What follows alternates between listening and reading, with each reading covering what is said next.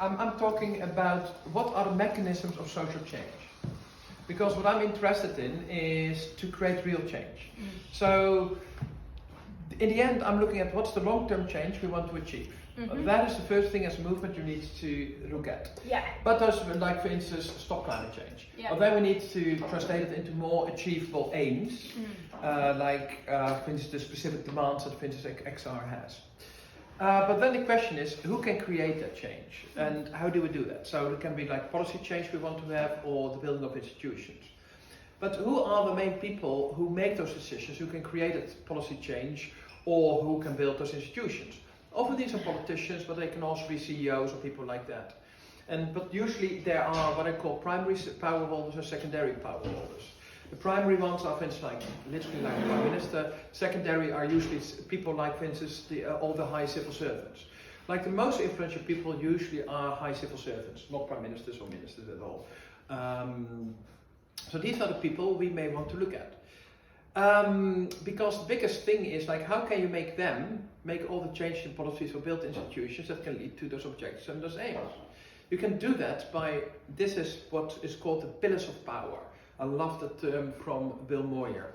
And however, in the current research, it's all sociological. So they usually look at things like, what are the material pillars of power that keep people in power? And that's, for instance, like things like people who vote for them, but also money, things like that. However, as a psychologist, I'm always saying, and there's a lot of research on that, there are many other motivations that keeps people in power.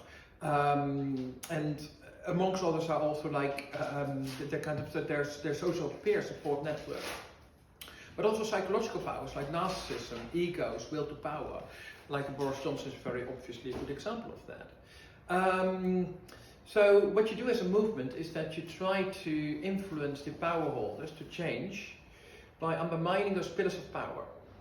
So you try to threaten them. Because if you say, okay, you will lose your voters or you'll lose your money if you don't make the change. Then you put them in a dilemma where they have no other option than making the change. So we need to find those insights. How can we really undermine those powers that they have? So then let's go back totally to the movement. The movement starts actually also with pillars of power. And this is like a new way of talking about movements, because in the past they were only talking about the pillars of powers only of power holders. But as a movement, we are also based on pillars of power. And it's very important to analyze that, to think in other terms, what are the conditions of change? What are the conditions under which a movement can thrive? And in the first place, we need to have material resources. That's also stuff like money. And the second place is about stuff also like knowledge, so about also research skills, etc. Third place is also about political power. It's like other people in parliament who are supporting us. It's also about like things like also legal and legal powers, and also about the monopoly of violence. And this is at this moment with the new policing bill that we're struggling, because we are losing a lot of our rights. And that's where we really need to, therefore I'm saying that number one of our fight now is trying to stop the policing bill, although we may already be too late on that. No, it got bounced back today. Yeah, it's back, it's coming back and forth, it's a ping pong, so fingers crossed. But that would be horrible, because these are our pillars of power. And that is, it's also called the anti-XR bill, obviously, for obvious reasons. Because XR has been so effective, so that is why those power holders, you can see all the feedback loops here, they try to undermine our pillars of power.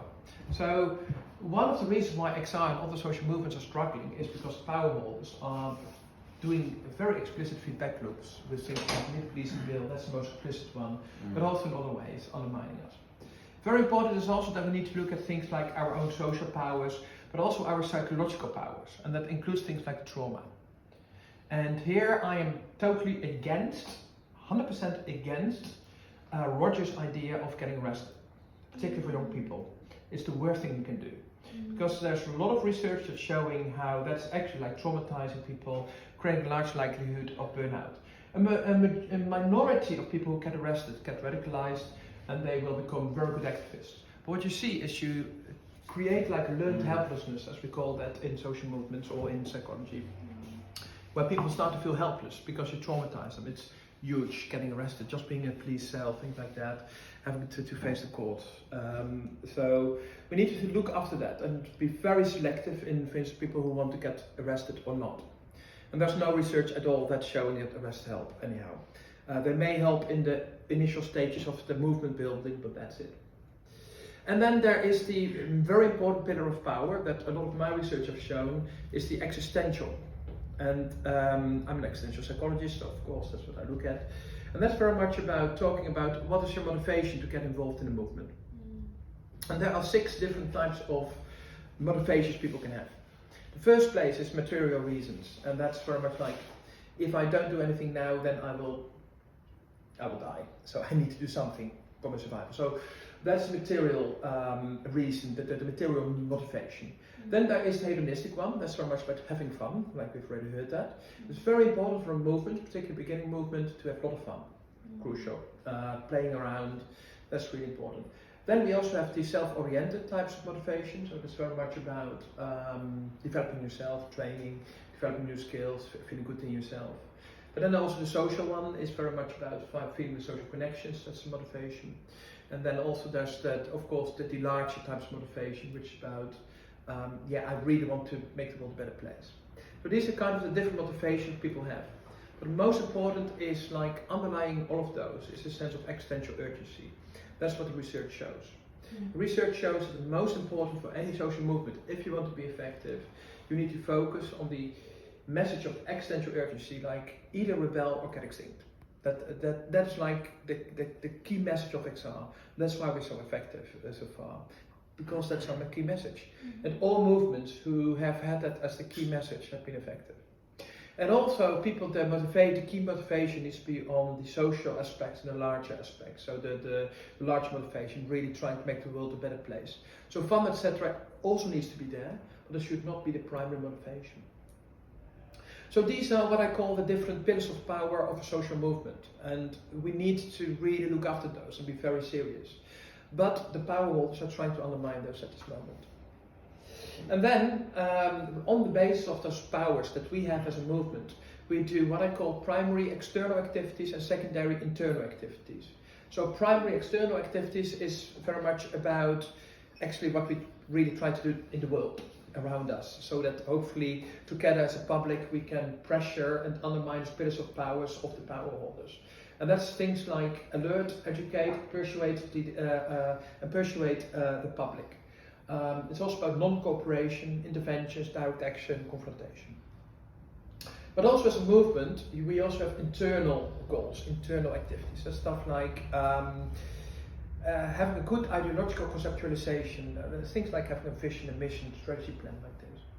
But also it's also about our social organization. That's about knowing how do we organize ourselves, how do we communicate, how do we make decisions. Very important is that it should reflect our ideal society.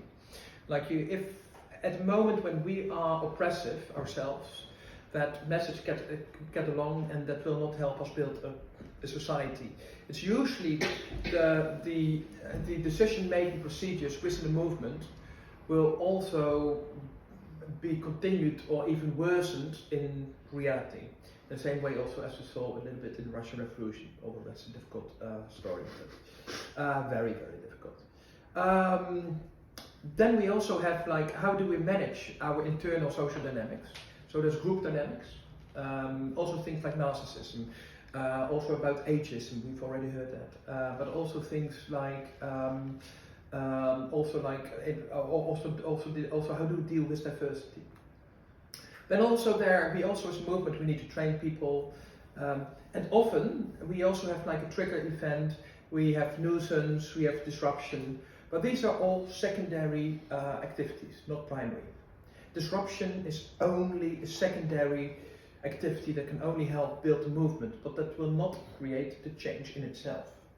And this is where I very much disagree with people like Roger, who are very much focusing on creating a nuisance and disruption. Because in principle what we know is that these are only events you do totally at the start of a movement that help to build the movement, but that are not primary activities that can directly influence the wider public or undermine the pillars of power. Then what we do with those primary external activities in our movement, we don't do that just for the sake of ourselves. We do that to engage the public. So in the first place, we try to create public awareness. But public awareness is not the same as like public opinion, because that's the second step, where people start to debate, where people start to contemplate. But it's still not that people will support us or be effective, or that they will participate. That's the next stage. That's about, but because we also need to have like a positive identity, that people want to be part of this, that they think, oh, this is cool. I want to be part of this group, all the symbols they have, the culture they have. I love that, that's cool, I want to be part of that. So it's very important that we have a very inclusive type of identity and symbols for the movement. And then also in the next step, people can become, actually the public can become really active. And part of that is also prepare for change. We need to train people and give them a wide range of options to be effective and to participate in the movement. You cannot have only one thing. We need to have multiple types of activities people can be effective in. Then the public can become really active in all the different ways of those primary activities of the movement. Very important is that we also need to have very explicit ideas about how do we deal with crisis and failure. Because that's always the case. We will always fail in some extent. We need to have procedures for that. How do we deal with that? Of course, we have the back office, which helps a lot. But how do you deal with that? Not only on the short term, not only with individuals. How do you deal with morale? How do you deal with demotivation? And that's very important. And finally, also, there's also the part where, in the end, it's full public. We don't involve the public just for the sake of the public. We do that to, in the end, put the pressure on those pillars of powers that keep the power holders in place. So what we want to do is that, for instance, like we have such a big mass of people that they are like, that power holders are starting to feel threatened, that they feel like, okay, I may lose voters, I may lose customers. So this is more or less a traditional model of action, but then much more elaborated on the basis of today's research. There's also more direct ways of how we can change. Like just changing the public in itself can already be like a very good change. For instance, like that people start to consume in different ways. We can also have like a direct democracy where we start to also demand directly that we are involved in policy making. But at this moment, our governments and councils absolutely do not allow that. Of course, it's one of those demands from XR about the citizens' assemblies, things like that. But to really have like any effective and real influence in our current political system, power holders will not allow that at this moment. But in principle, we can hold that. We can also set up our own public institutions that can make change. We can also create our own alternatives. And very important is a continuous evaluation, monitoring, and keeping the accountability of the power holders. Like where we continuously tell, okay, this is what they do wrong, this is what they do wrong, and this is how we can do better. At this moment, the biggest problem is when we look at all those options, is that those conditions of change, when we look at all those different steps, that they are actually getting worse at this moment. Particularly because the pillars of power of us as social movements are being eroded.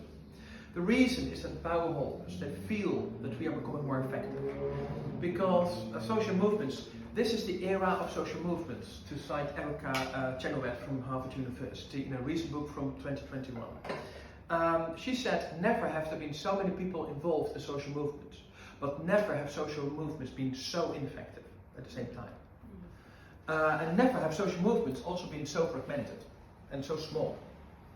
And the reason for that is, what I dare to say, is that power holders are starting to feel, shit, we're losing our powers, we're losing our pillars of power, we're struggling.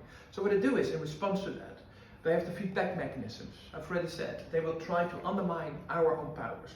And they mainly do that in different ways. In the first place, by things like the policing bill, but also, for instance, by the neoliberalization of our universities. Research is not independent anymore, stuff like that.